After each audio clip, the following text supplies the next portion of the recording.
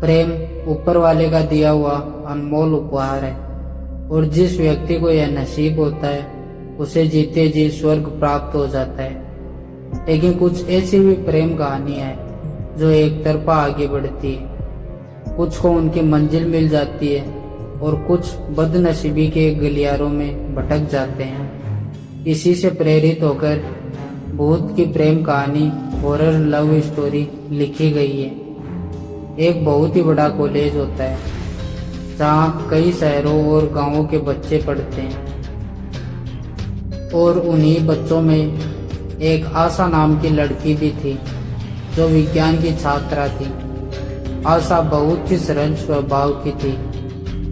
वह लड़कों से बात करने में कतराया करती थी। एक बार आशा की क्लास का एक ट्रिक प्लान किया जाता है जिसके लिए कुछ लड़कियों को ही चुना गया था।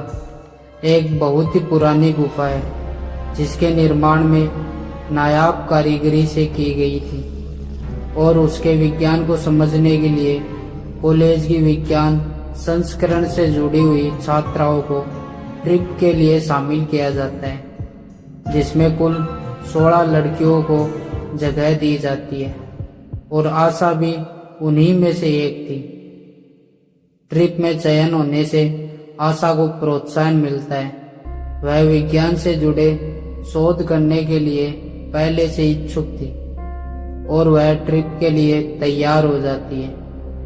अगले दिन सुबह 5 बजे उस रहस्यमयी गुफा के लिए उन्हें निकलना था। ट्रिप में घूमने जा रही सभी लड़कियों ने अपने लिए जरूरी चीजें व्यवस्थित कर ली थी। अगली सुबह होते ही सभी लड़कियां समय से कॉलेज पहुंच जाती हैं और जाने वाली बस में जाकर बैठ जाती हैं। कॉलेज के बाहर लड़कियों का यह ट्रिप और इसलिए सभी छात्राओं के अंदर घूमने जाने की एक अलग ही ऊर्जा है। लेकिन आशा एक अनदेखे खतरे से अनजान थी। वह नहीं जानती थी कि यह ट्रिप उसकी जिंदगी बदलने वाला था। गुफा के लिए सफर शुरू हो जाता है। गुफा का रास्ता पहाड़ के किनारे से होकर जाता था जिसके लिए लगभग 40 किलोमीटर की यात्रा की जानी थी। सफर को रोमांचक करने के लिए सभी लड़कियां बस के अंदर अंताक्षरी खेलते हुए जा रही थी। सभी के चेहरे खिले हुए थे। बस के अंदर एक महिला शिक्षक भी थी जिन्हें इस ट्रिप का मेंटोर बनाया गया था और उन्हें गुफा के अंदर मार्गदर्शन देने की जिम्मेदारी दी गई थी। 1 घंटे के सफर के बाद बस गुफा के सामने पहुंच जाती है। यह गुफा पहले से ही लोगों के डर के लिए बदनाम थी, इसलिए यहाँ ज्यादा लोग नहीं आया करते थे। इसलिए यहाँ दूर दूर तक कोई व्यक्ति दिखाई नहीं दे रहा था। बस का ड्राइवर सभी को उतारकर बस गुफा के बाहर खड़ी कर देता है और वह उसी बस में आराम करने लगता है। महिला शिक्षक सभी लड़कियों को लेकर गुफा के अंदर प्रवेश कर जाती है। जैसे जैसे लड़कियां अंदर जा रही थी सभी की घबराहट बढ़ती जा रही थी। गुफा के अंदर कई पक्षियों ने अपना ठिकाना बनाया हुआ था और इनके जाने से पक्षी मंडराने लगते हैं। गुफा एक विशाल पहाड़ के बीचों बीच बनाई गई थी जो अपने आप में ही एक रहस्यमयी कारीगरी का नमूना थी। गुफा के अंदर एक छोटा सा दरवाजा था। आशा घूमते हुए उसी दरवाजे के अंदर अकेले ही घुस जाती है। आशा के अंदर जाते ही दरवाजा अपने आप बंद हो जाता है। सभी लड़कियां अपने प्रोजेक्ट में लगी होती हैं और कुछ घंटे गुजरने के बाद दोपहर होते ही महिला शिक्षक सभी को लंच करने के लिए बुलाती है। लेकिन आशा कहीं दिखाई नहीं दे रही थी, इसलिए महिला शिक्षक लड़कियों से कहती है, जाओ देखो वह कहाँ है। कुछ लड़कियां आशा को ढूंढते हुए उसका नाम लेकर आवाज लगाने लगती है। सभी जगह ढूंढने पर जब उन्हें आशा दिखाई नहीं देती तो वह घबरा जाती है। लड़कियां भागते हुए महिला शिक्षक के पास जाकर बताती है कि आशा का कहीं कुछ पता नहीं चल रहा। हम लोगों ने सभी जगह देख लिया। यह बात सुनते ही महिला शिक्षक के चेहरे का रंग उठ जाता है, क्योंकि ट्रिप में सभी लड़कियों की जवाबदारी महिला शिक्षक की ही थी और यदि आशा को कुछ हो गया तो उसकी जिम्मेदार महिला शिक्षक होगी। वह हड़बड़ाहट में खाना छोड़कर आशा को ढूंढने में लग जाती है। आशा को ढूंढते ढूंढते शाम हो जाती है, लेकिन वह किसी को दिखाई नहीं देती। महिला शिक्षक आशा के घूमने की खबर कॉलेज मैनेजमेंट को भेज देती है। कॉलेज की लड़की लापता होने से कॉलेज मैनेजमेंट हिल जाता है और आनन फानन में पुलिस को सूचित किया जाता है। पुलिस की गाड़ी गुफा पहुंच जाती है और पुलिस टीम महिला शिक्षक के साथ गुफा के अंदर पहुंचकर आशा को खोजने लगती है। तभी पुलिस ऑफिसर की नज़र एक गुप्त दरवाजे पर पड़ती है। वह महिला शिक्षक से पूछते हैं, क्या आपने इस दरवाजे के अंदर जाकर देखा है? वह चौंक कर कहती है, नहीं, हमें तो यह दरवाज़ा दिखाई नहीं दिया। पुलिस ऑफिसर अपनी टीम से दरवाजे को खोलने के लिए कहते हैं और जब दरवाज़ा खोला जाता है तो अंदर आशा बेहोश पड़ी होती है।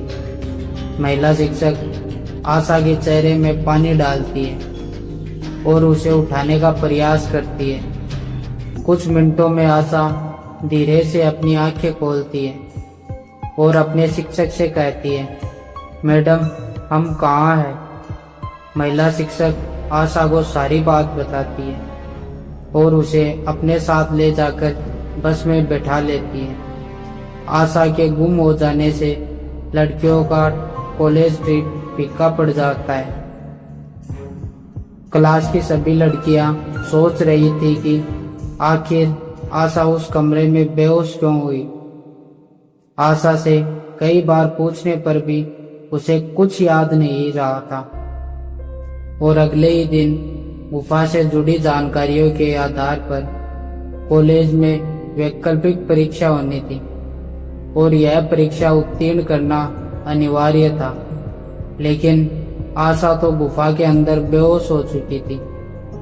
उसने गुफा के बारे में कोई भी जानकारी इकट्ठी नहीं की थी। परीक्षा की खबर से आशा चिंतित हो जाती है। वह अपने किसी भी परीक्षा में असफल नहीं होना चाहती थी। आशा रात को अपनी पढ़ाई कर रही थी। अचानक उसकी नोटबुक में गुफा से जुड़ी जानकारी अपने आप लिखने लगती है। बिना किसी पेन चलाए ही कागज पर सब कुछ लिखता जा रहा था। आशा यह देखकर घबरा जाती है और जब सारी जानकारी पूरी हो जाती है तो आखिरी में एक दिल के निशान के अंदर आशा के लिए प्यार का इजहार भरा संदेश दिखाई देने लगता है। आशा यह सब देखकर अपने कमरे से बाहर भागती है और अपनी सहेलियों को बुलाकर वह कागज दिखाती है, लेकिन उस कागज में आशा के अलावा किसी को और कुछ दिखाई नहीं देता। उसकी सहेलियां उसकी बात पर विश्वास नहीं करती। आशा को भूतिया एहसास होने लगता था। आशा के कमरे में भूत की दस्तक हो चुकी थी। भूत की लिखी गई जानकारी को आशा पढ़ लेती है और सुबह अपने परीक्षा में चली जाती है। लेकिन जैसे ही आशा को प्रश्न पत्र मिलता है उसे विश्वास नहीं होता कि वह सारे सवाल वही होते हैं जो रात को उसकी कॉपी में अपने आप लिख गए थे। आशा परीक्षा में आए हुए सभी सवालों के जवाब बड़ी आसानी से हल कर देती है और परीक्षा समाप्त होते ही अपने कमरे में आ जाती है।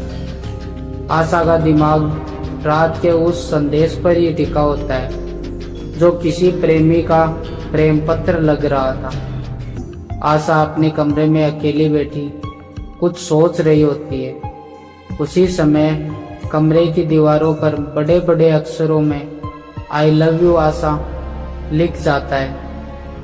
आशा तुरंत बगल वाले कमरे से छात्राओं को बुलाती है और उन्हें दीवार में लिखा संदेश देखने को कहती है, लेकिन इस बार भी वह संदेश केवल आशा को ही दिखाई दे रहा था। आशा अपने कमरे में परेशान बैठी रहती है। पीछे से कोई उसके बालों में हाथ फेरता है। आशा तुरंत अपने कमरे में खड़ी हो जाती है। उसे कमरे में किसी के मौजूदगी का एहसास होने लगता था, लेकिन आशा इस बात से अनजान थी कि भूत की प्रेम कहानी शुरू हो चुकी थी। भूत आशा को अलग अलग तरीके से प्रपोज करने की कोशिश कर रहा था, लेकिन आशा भूत के प्यार भरे पैगाम को समझ नहीं पा रही थी। आशा के साथ छोटी मोटी घटनाएं बढ़ने लगी, लेकिन किसी भी घटना से आशा को कोई नुकसान नहीं पहुंच रहा था। इसलिए वह इस बात से निश्चिंत थी कि उसे कोई हानि पहुंच सकती है। आशा के माता पिता उसकी शादी करने के लिए लड़का देख रहे थे। उसी के चलते एक बहुत ही अच्छे घर का रिश्ता आशा के लिए आता है। आशा भी रिश्ते से खुश होती है। आशा के माता पिता उसे एक दिन के लिए गांव आने को कहते हैं। आशा शहर से हॉस्टल में रहती थी और उसका गांव 15 किलोमीटर दूर था। सुबह होते ही आशा अपने गांव पहुंच जाती है। दोपहर के वक्त वर पक्ष के लोग आने वाले थे, जिनके स्वागत के लिए व्यंजनों की साज सजावट की जाती है और कुछ ही पलों के इंतजार के बाद लड़के वालों की गाड़ी आशा के घर के दरवाजे के सामने आकर खड़ी हो जाती है। लड़का बहुत ही सुंदर दिखाई दे रहा था। आशा उसे देखते ही मोहित हो जाती है और मन में ही उसे अपना पति स्वीकार कर लेती है। आशा शादी के लिए अपना मन बना चुकी थी। अब इंतजार था तो सिर्फ लड़के की हाँ का। आशा बहुत ही सरल स्वभाव की लड़की थी, इसलिए वह लड़के को पहली नजर में ही पसंद आ जाती है और लड़का आशा से शादी करने के लिए हाँ कह देता है। लड़के वालों की तरफ से हाँ होते ही आशा के घर में खुशियों की लहर दौड़ पड़ती है। 2 माह बाद दोनों की शादी का मुहूर्त निकाला जाता है। शगुन के तौर पर लड़के वाले आशा की ओली में कुछ पैसे और उपहार डालते हैं। आशा इस रिश्ते से बहुत खुश होती है, लेकिन आशा की खुशियाँ कुछ ही क्षणों में छीन होने लगती है। एक फोन कॉल से आशा की दुनिया उजड़ जाती है।